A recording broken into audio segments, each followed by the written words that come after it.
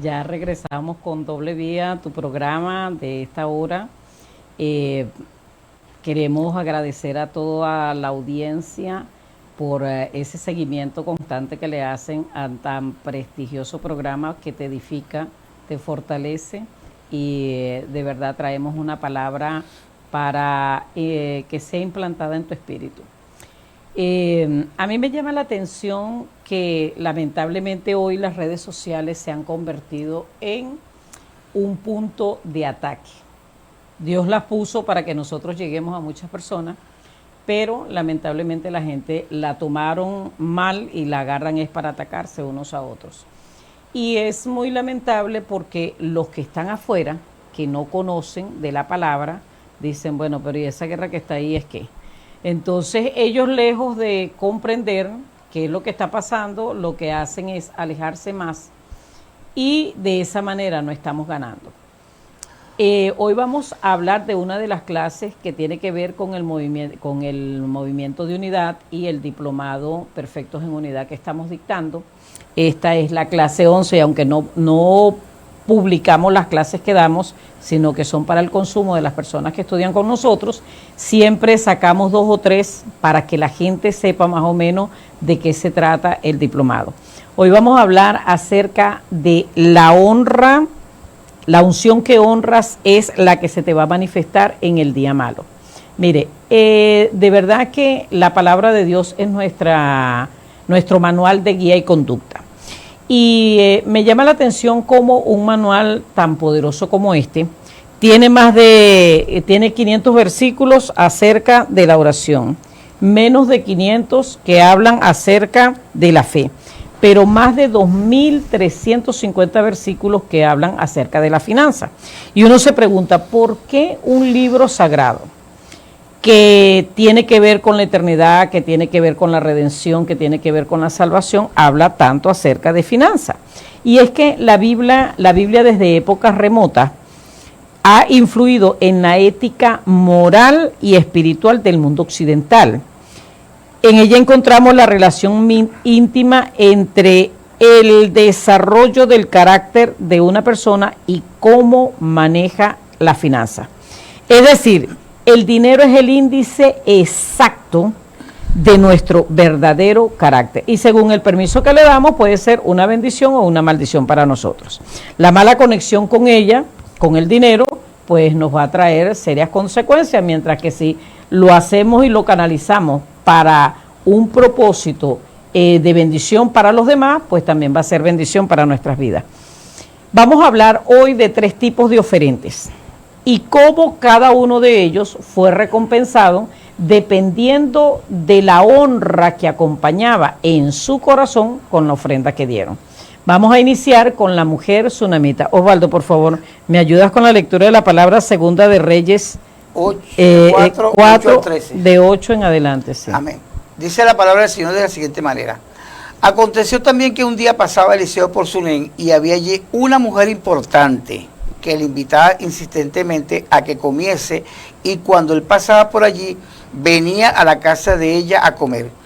Y ella dijo a su marido: he aquí, ahora yo entiendo que este siempre pasa por nuestra casa, es varón santo de Dios.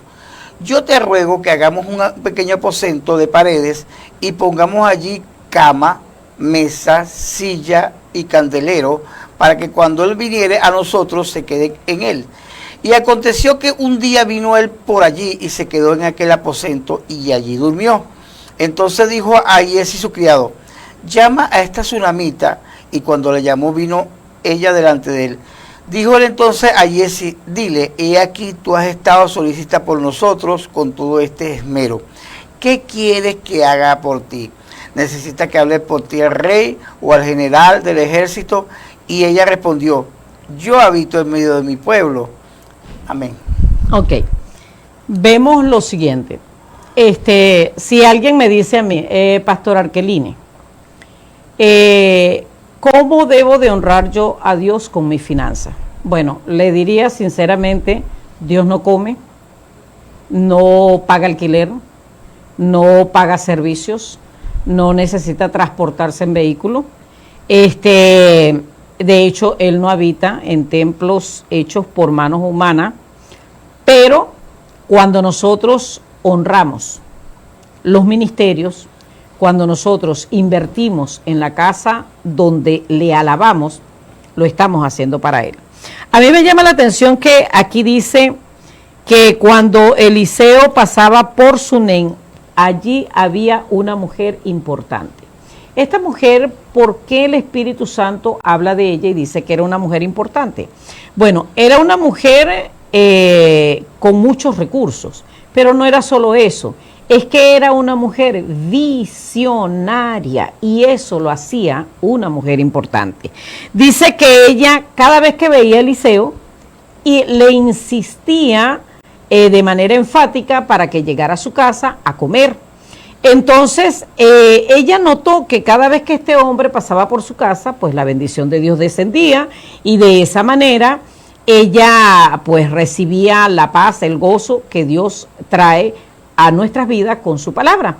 Entonces ella habla con su esposo y le dice, mi amor, mira, yo conozco, pero a mí me llama la atención las palabras puntuales que ella le da a su esposo. Dice, y ella dijo a su marido, he aquí, ahora yo entiendo. Y Osvaldo, venimos hace mucho tiempo hablando de que las personas no entienden. Cristo dice, y no entendieron hasta que vino el diluvio y se los llevó a todos. Cristo dice, Padre, perdónalo porque no saben lo que hacen. O sea que por lo general la gente no comprende el favor que Dios quiere hacerle a través de un siervo de Él. Entonces dice, yo entiendo que que siempre pasa por nuestra casa es varón santo de Dios. Yo te ruego que hagamos un pequeño aposento de paredes y pongamos allí cama, mesa, silla y un candelero, para que cuando él viniere a nosotros, se quede en él. Dice que este hombre, bueno, siguió pasando por allí como acostumbraba, pero un día se queda en aquel aposento y él ve la majestuosidad de la ofrenda, que no fue que le hicieron un tarantín o un rancho, como decimos los venezolanos, somos venezolanos, así que si oyen una palabra extraña no es vulgar para nosotros, solamente es nuestro léxico nativo. Entonces, y le rogamos desde ya que nos disculpen si nos oyen decir algo extraño. No era un tarantín, no era un rancho, no era algo deplorable, era algo de excelencia. Y mire lo que le expresa el profeta. Le dice, él le dice a su siervo Giesi, oye, mira, esta mujer ha estado solicita por nosotros con todo este esmero. Y él le dice, llama a esta tsunamita. Y cuando la llamó, él le dice, tú necesitas que hable por ti al rey. O sea, la ofrenda era algo tan excelente, lo que le estaba invirtiendo en él era algo tan grandioso, que él dijo, no, pues esta mujer debe tener un problema con el rey o con el general del ejército. Y ella le dice, no, yo no tengo ni problema ni con el rey, ni con el general del ejército, yo habito en medio de mi pueblo, ¿verdad? Y entonces él le dice a Giesi, bueno, pero ¿qué haremos con esta mujer que todo el tiempo está solicita por ayudarnos, por honrarnos, por hacernos sentir bien, haciendo una inversión en nosotros? Y le dice, bueno, lo único es que ella está sin hijos y el marido es viejo. Entonces él la manda a llamar y le dice, mira, el año que viene por este tiempo vas a tener un hijo. Y dice que la palabra de Dios, que el año siguiente, por el tiempo que le dijo Eliseo, la mujer concibe y da a luz un hijo. Pero dice que pasado el tiempo, ya el muchacho tenía unos 12 años, se va con el papá a trabajar y empieza a decirle, ay papá, me duele la cabeza, ay mi cabeza. Y entonces él dice, no, le dice a un criado, mire, llévele ese muchacho a su mamá.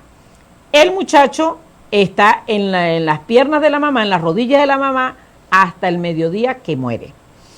Cuando la mujer ve a su hijo muerto, ella dice, no, ya va, yo lo que he hecho es honrar a Dios y honrar al varón de Dios. Así que las consecuencias no puede ser un muerto. Agarra el hijo y lo pone sobre la cama que ella le había diseñado para este hombre. Y entonces yo siempre me pregunto, Osvaldo, ¿qué cara puso esa mujer para que el marido no se diera cuenta que el muchacho estaba muerto. Esta era una mujer tan importante. Cuando hablamos de importante, estamos hablando de sabiduría, que sabía manejar las situaciones adversas, porque ella se puso a pensar, si yo llego donde el marido mío y le digo que el muchacho se murió, entonces voy a tener dos muertos, el hijo y el marido. Pero ella llega y va con su cara, no sé con qué cara bajó, le dijo, mira mi amor, necesito que me mandes unos criados, unas asnas, porque voy a ver al varón de Dios. Y él le dice, pero ya va, y tú vas a verle como por qué, sí que realmente hoy no es día de visitación al hombre de Dios. Traducido a nuestro tiempo, hoy no es día de servicio, hoy no es día de culto, no es de ayuno, de oración, ¿qué va a hacer para allá? Dice, paz. Esta mujer agarra y se va con el criado y me llama la atención lo que es ser una persona sabia. Mire, cuando usted oye hablando mucho una persona, esa es una persona peligrosa. Pero una persona sabia es aquella que sabe frenar su lengua. Ella no se va llorándole por el camino al criado, sino que le dice al criado, bueno, conduce hasta donde el varón de Dios y no te detengas en el camino y no hable ni nada. Y ella no le demuestra su dolor, al criado tampoco. Pero el varón de Dios la ve a distancia, no era día de él darle recibimiento a nadie, era su momento de intimidad con Dios, y manda a Giesi y le dice, mira Giesi, ahí viene la tsunamita, anda a ver qué sucede con ella, pregúntale, ¿te va bien a ti? ¿Le va bien a tu marido? ¿Le va bien a tu hijo? Y entonces el siervo va y la consigue, le sale al encuentro y le dice ella, no, sí, todo bien. Pero cuando llega donde el varón de Dios, llega y dice que se abrazó de los pies de él y Giesi trataba de zafarla y él le dice, no, déjala porque ella está en amargura y Dios me ha encubierto el motivo de por qué está en amargura. Entonces, llega y le dice, mira, agarra mi báculo. Ella le dice, bueno, yo te dije a ti que no jugaras conmigo, que no me dijeras que iba a tener un hijo. Entonces él se da cuenta que el muchacho está grave o que está muerto. Le da su báculo y le dice a Giesi, mira, vete, si alguien te sale por el camino, no hables con nadie, no te detengas, y pon mi báculo sobre el muchacho. Y le dice, no, vive Jehová, vive tu alma, que yo no te voy a dejar. Este hombre se va con ella, porque se dio cuenta que la mujer estaba determinada, que no lo iba a soltar. Se va con ella y cuando llega a donde está el niño, viene Giesi y le dice, no, el muchacho está muerto. Y él llega y se posa sobre el muchacho, le clama a Dios, le dice que se posó sobre él varias veces y el muchacho revivió. Él le dice, bueno, aquí está tu hijo. Y ella pues agradece que Dios le haya devuelto la vida al hombre. Vemos como una ofrenda de una persona entendida que comprendió que este era un varón de Dios y que honrarlo a él era atraer la bendición a la casa, se va la esterilidad. Una mujer que ya su marido era anciano, no tenían hijos. Viene el gozo a la casa, el tener un niño en la casa, el saber que si su marido moría, para ese tiempo las mujeres no podían andar solas, así que había un heredero, había un representante para ella. Pero no solo eso, el niño muere y Dios le hace el favor de resucitárselo, de devolvérselo. Pero voy más allá. Cuando nosotros vemos en las Sagradas Escrituras, vemos que venía luego una hambruna para la nación. Y Eliseo le advierte, es la única, Osvaldo, a mí me llama la atención eso, la única persona a la que Eliseo le advierte que viene una hambruna para la nación, que fue una hambruna bien terrible, y ella se va por 7 años a vivir entre los filisteos. Sí. Y dice la palabra de Dios que cuando ella regresa, después de esos 7 años, ella dijo, bueno, vamos a ver cómo vamos a hacer, porque entonces ahora yo llego, yo abandoné mi casa, abandoné todo, vamos a ver cómo Dios me soluciona, que Dios haga misericordia conmigo y me regresen todo, porque yo no sé quién está viviendo ahí. Y dice que cuando ella regresa, justamente Giesi está hablando con el rey, le está contando todos los milagros que Dios había hecho a través de Eliseo, y le dice, por cierto, hubo una vez que resucitó un muerto, y él le está contando el testimonio, y en eso llega la tsunamita con el muchacho y le dice, oh rey, mira, esta es la mujer de la que te estoy hablando, y este es el muchacho que resucitó. Y dice que el rey quiso oír de la boca de ella el testimonio, y cuando oye de la boca de ella el testimonio, ordena que le devuelvan su casa, sus tierras y todo lo que había producido en estos 7 años. Entonces vemos un respaldo absoluto, vemos una honra, como dice la misma palabra de Dios, que Dios honra a los que le honran. Ella, como lo enseña la Biblia, dice, cree en Dios y estaréis seguros, cree a sus profetas y seréis prosperados. Sí. Ella vio que este profeta era un varón de Dios santo, invirtió en él, hizo honra para este hombre, y Dios le retribuyó librándola de la esterilidad, haciéndola fructífera. Le retribuye que el muchacho muere y resucita, que la libra a ella de la hambruna con su familia, y luego cuando regresa y Dios se glorifica en la vida de ella. Pero vamos a ver otra ofrenda. Pero cuando vamos a ver la segunda ofrenda que está mencionando aquí la Biblia, habla acerca de la mujer, la viuda de Sarepta. Y vamos a ver un contraste impactante entre estas dos mujeres. Osvaldo, lee por favor primero Lucas. Primero Lucas, ok. Lucas 4, perfecto. 23 y 24, 23 al 26, ¿cómo qué? Ok, sí, dice así. Entonces Jesús le dijo, seguramente ustedes me citarán el proverbio que dice, médico, cúrate a ti mismo, para decirme, haz milagro aquí en tu propio pueblo, como los que hiciste en Capernaum. Pero les digo la verdad, ningún profeta es aceptado en su propio pueblo. Sin duda había muchas viudas necesitadas en Israel en el tiempo de Elías, cuando los cielos se cerraron por 3 años y medio y un hambre terrible devastó la tierra. Sin embargo, Elías no fue enviado a ninguna de ellas, en cambio, lo enviaron a una extranjera, a una viuda de Sarepta en la tierra de Sidón. Ajá. Sí, ajá. Entonces, vemos que Cristo está hablando que esta mujer no era del pueblo de Israel. Era una persona extranjera. Y yo doy mi punto de vista. Yo soy venezolana, soy extranjera aquí en República Dominicana, voy a cumplir 9 años aquí, si Dios me lo permite, en noviembre. Y como extranjera, amo esta tierra, no me siento extranjera, me siento en casa desde el primer día que llegué. Dios nos ha dado un respaldo impresionante, ha puesto su gracia y su favor sobre nosotros. Bendigo a los dominicanos, ellos no conocen lo que tiene que ver con la xenofobia, son gente muy carismática, son gente muy noble, ¿verdad? Pero yo no conozco la cultura dominicana como la conoce un dominicano. Okay. Si a mí me preguntan, mira, ¿qué comen allá en República Dominicana? Bueno, yo lo que veo que comen aquí más es mangú, moro, salami. ¿Verdad? Salami. Pero si a mí me preguntan, ¿de dónde nace el que ellos hagan moro? Pues no sé, no me he puesto a indagar. Pero si se lo preguntan a un dominicano, él sí va a saber porque él sí es nativo. Sí. Ahora, si a mí como venezolana me preguntan, pastores, ¿qué comen ustedes los dominicanos? Bueno, la comida tradicional de nosotros es la arepa.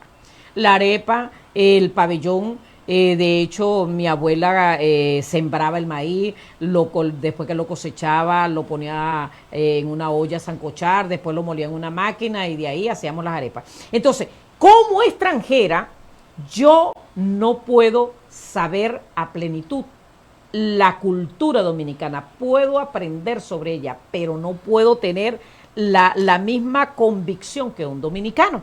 Esta mujer no era judía, era extranjera. Y vamos a ver el trato que ella le da al profeta de Dios, Osvaldo. Primera de Reyes 17:8. Dice, vino luego a él palabra de Jehová diciendo, levántate, vete a Sarepta de Sidón y mora allí. He aquí yo he dado orden allí a una mujer viuda que te sustente. Entonces él se levantó y se fue a Sarepta. Y cuando llegó a la puerta de la ciudad, he aquí una mujer viuda que estaba allí recogiendo leña. Y él la llamó y le dijo, te ruego que me traigas un poco de agua. Sí, agua. Ya que el pasaje se me Ajá. Ok, aquí está, 17:8. Ajá. Aquí está. Un poquito de agua y... Un poco de agua en un vaso para que beba. Y yendo ella para traérsela, él la volvió a llamar y le dijo, te ruego que me traigas también un bocado de pan en tu mano. Ok, sigue diciendo. Y ella respondió, Vive Jehová tu Dios que no tengo pan cocido, solamente un puñado de harina tengo en la tinaja y un poco de aceite en la vasija, y ahora recogía 2 leños para entrar y prepararlo para mí y para mi hijo, para que lo comamos y nos dejemos morir. Elías le dijo, no tengas temor, ve, haz como has dicho, pero hazme a mí primero de ello una pequeña torta cocida debajo de la ceniza y tráemela, y después harás para ti y para tu hijo. Porque Jehová Dios de Israel ha dicho así, la harina de la tinaja no escaseará, ni el aceite de la vasija disminuirá, hasta el día en que Jehová haga llover sobre la faz de la tierra. Entonces ella fue e hizo como le dijo Elías, y comió él y ella y su casa muchos días. Y la harina de la tinaja no escaseó, ni el aceite de la vasija menguó, conforme a la palabra que Jehová había dicho por Elías. Después de estas cosas aconteció que cayó enfermo el hijo del ama de la casa, y la enfermedad fue tan grave que no quedó en el aliento. Y ella dijo a Elías, ¿qué tengo yo contigo, varón de Dios? ¿Has venido a mí para traer a memoria mis iniquidades y para hacer morir a mi hijo? Él le dijo, dame acá tu hijo. Entonces él lo tomó de su regazo y lo llevó al aposento donde él estaba y lo puso sobre su cama. Y clamando a Jehová dijo, Jehová Dios mío, aún a la viuda en cuya casa estoy hospedado has afligido, haciéndole morir a su hijo. Y se tendió sobre el niño 3 veces y clamó a Jehová, y dijo Jehová a Jehová, Jehová Dios mío, te ruego que hagas volver el alma de este niño a él. Y Jehová oyó la voz de Elías, y el alma del niño volvió a él y revivió. Tomando luego Elías al niño, lo trajo del aposento a la casa y lo dio a su madre. Y le dijo, Elías, mira, tu hijo vive. Entonces la mujer dijo a Elías, ahora conozco que tú eres varón de Dios y que la palabra de Jehová es verdad en tu boca. Osvaldo, dime algo. ¿Qué pasaba con esta mujer? Explícamelo, porque es que de verdad yo necesito que me lo expliquen como si fuera una niña de 2 años. Esta mujer, ok, ella no sabía el movimiento de los judíos, pero yo quiero que tú me lo expliques. Este pasaje, explícamelo tú para yo poder dar mi versión. Bueno, no es lo mismo la mujer importante que habíamos hablado anteriormente, que era de la tierra de Israel, que esta mujer que era extranjera. Ella no conocía tan fielmente al Dios de Israel como esta mujer. Y se le presenta a este hombre, bueno, supuestamente ella pensaba que era un oportunista, ¿ves? Que lo que quería era sencillamente aprovecharse de ella, que ella le sirviera, que ella le diera. Y como dice Arqueline, bueno, tenía cara de todo menos de degradada mientras le servía a este varón. Pues vemos que Dios tuvo que permitir esta prueba sobre ella para que entendiera realmente quién era el Dios de Elías y quién era Elías. Porque las dos cosas fueron ahí dadas en ese momento para que ella conociera al Dios de Elías. Mira, Osvaldo, ve lo siguiente. Ella primero está recogiendo unos leños. A mí me llama la atención que Dios le dice a Elías, mira, vete a Sarepta, que allá le he dado orden a una viuda para que ella te sustente. Elías dijo, bueno, bingo, hay una viuda, así que estos años que va a haber escasez por el agua, pues esta mujer me va a sustentar. Pero cuando llega, resulta que era una mujer necesitada. Era una mujer viuda, una mujer pobre, una mujer con una escasez tremenda, y él le está pidiendo lo que no había en ese tiempo, agua. Y él le dice, mira, por favor, ¿me puedes regalar un poco de agua?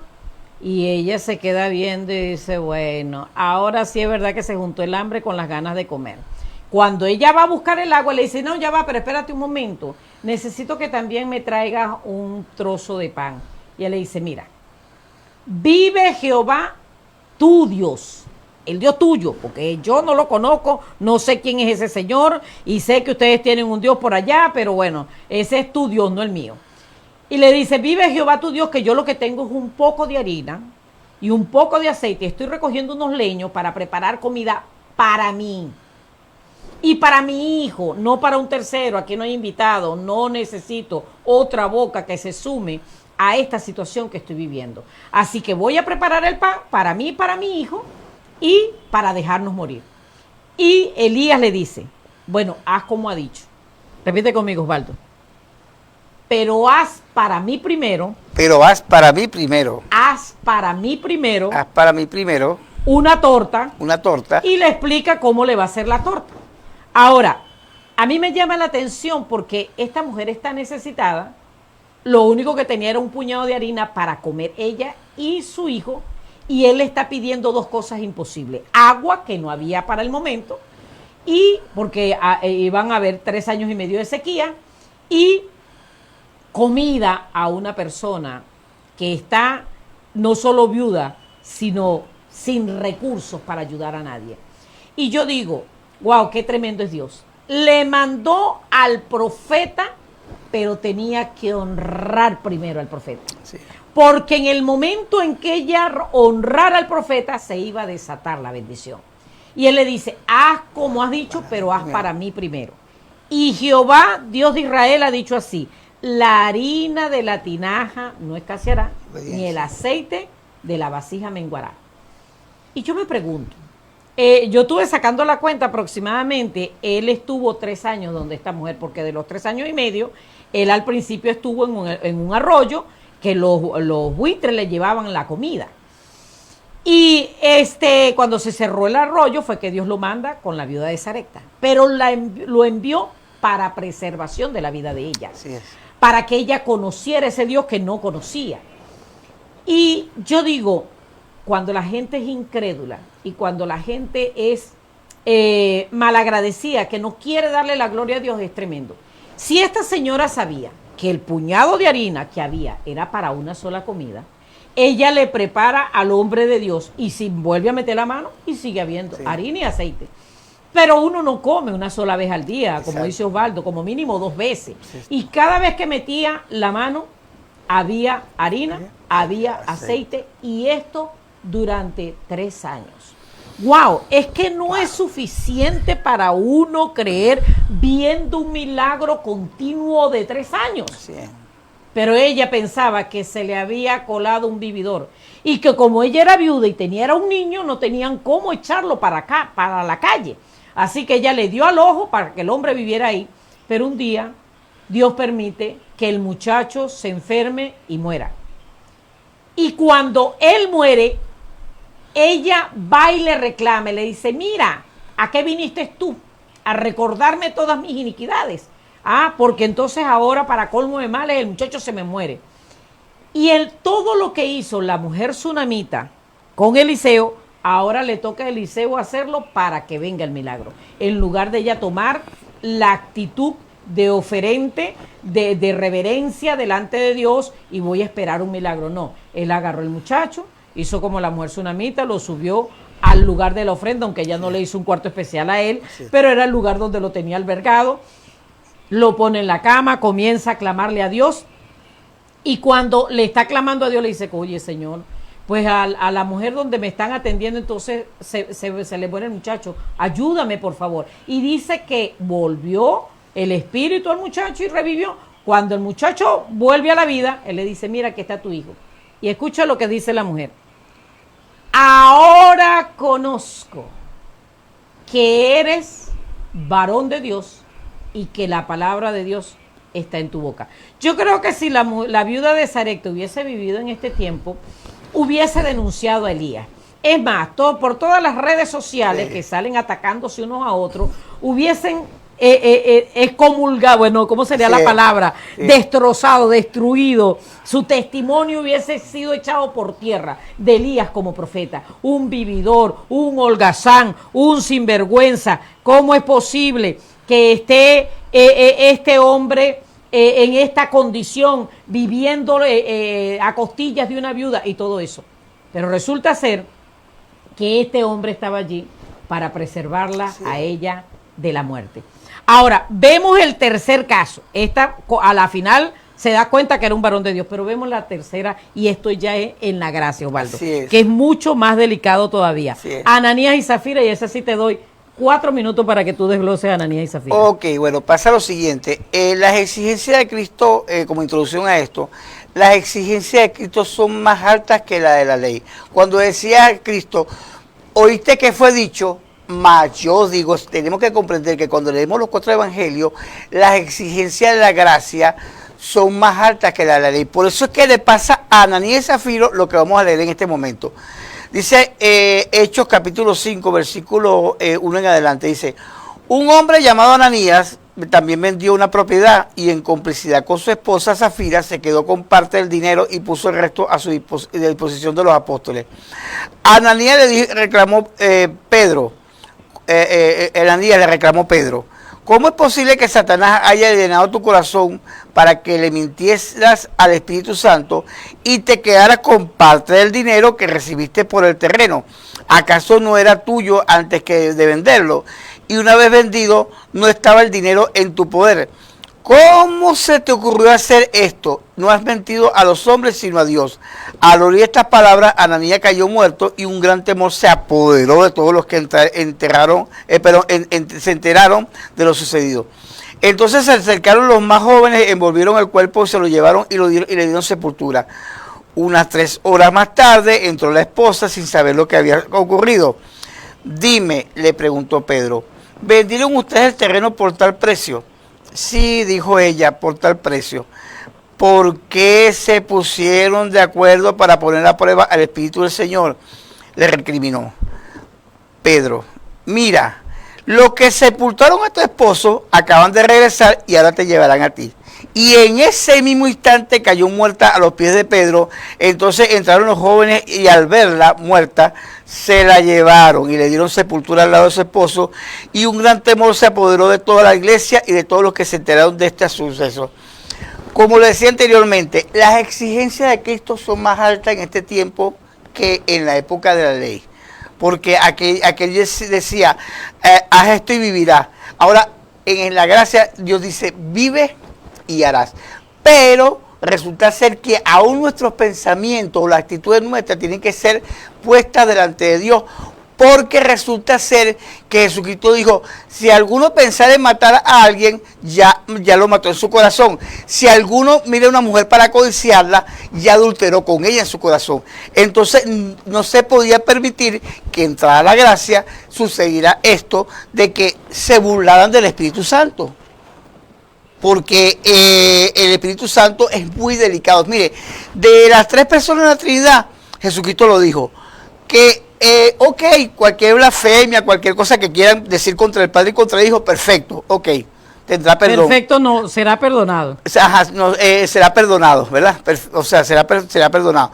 Pero el que diga cualquier cosa en contra del Espíritu Santo no tendrá salvación ni en esta vida ni en la venidera. ¿Por qué? Porque es la persona más sensible que nosotros tenemos dentro de nosotros y que realmente nos conduce a la salvación. Porque acuérdense que no está con nosotros, Él está en nosotros y nos guía a toda justicia, a toda verdad. Entonces Él es el responsable de que nosotros seamos salvos. Ahora, oiga esto, mire la tercera ofrenda. Dice que todos los discípulos se reunían con el pueblo, ¿verdad? Y la gente, oye, estaba tan llena de la presencia del Espíritu Santo, veían tanto el mover, la gente se convertían de 3,000, de 5,000, y la gente traían los recursos para que la obra avanzara. Y Ananías y Zafira, ellos no se querían quedar atrás.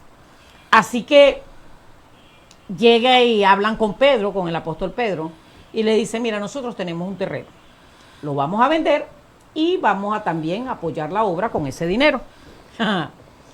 Pero después de que se van, habla Ananías con la mujer y le dice, epa, Zafira, y de verdad nosotros le vamos a dar todo nuestro esfuerzo, todo nuestro trabajo a este sujeto, a una persona, porque nos enseñó de Dios, ya le vamos a entregar todo. ¿Y qué es lo que estamos haciendo nosotros con nuestra vida? Y después cuando tengamos una necesidad, ¿qué vamos a hacer? No, vale, esto es una locura, vamos a hacer algo.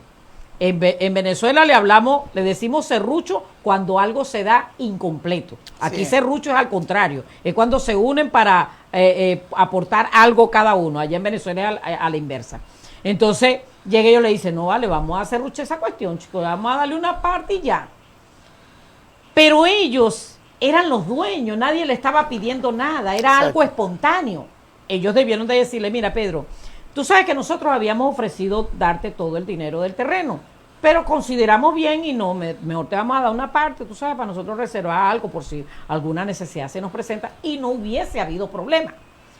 Pero el problema es que ellos menospreciaron que el que estaba dirigiendo esas ofrendas era el Espíritu Santo.